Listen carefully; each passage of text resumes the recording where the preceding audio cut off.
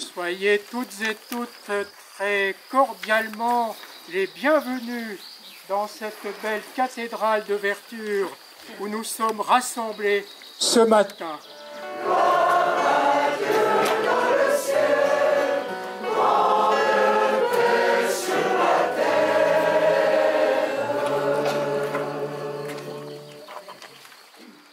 Bienvenue tout spécialement aux enfants qui viennent de vivre leur première communion tout récemment et qui vont animer aussi cette Eucharistie de ce matin.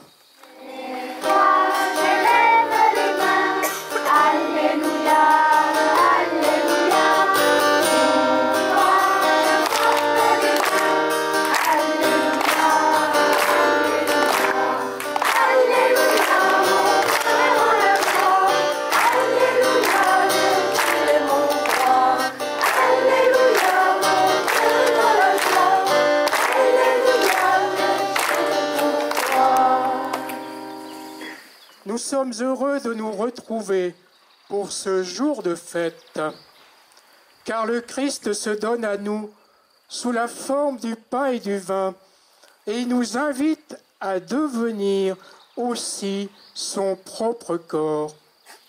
Dans l'hostie consacrée, qui est du pain, c'est vrai, eh bien, Dieu, Jésus, se donne à nous comme une nourriture.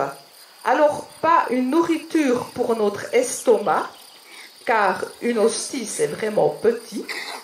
Et pour cela, soit quand on est à la maison, il vaut mieux aller dans le frigo, ou pour aujourd'hui, je pense qu'il faut attendre l'apéro. Et pour vous, les premiers communiers, attendre votre pique-nique tout à l'heure. Ça remplira votre estomac. Manger le Christ, le corps du Christ à la messe, c'est une nourriture qui n'est pas pour notre estomac.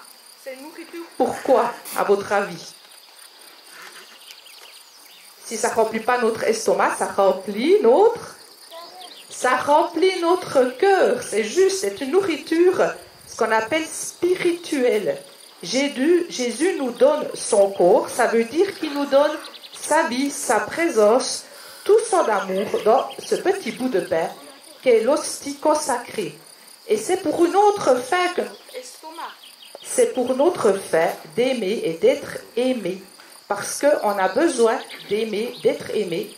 Et aussi par Dieu. C'est deux sortes de faim. Jésus dit dans l'évangile qu'on vient d'entendre, si vous ne mangez pas ma chair, c'est-à-dire mon corps aussi on pourrait dire, vous n'avez pas la vie en vous.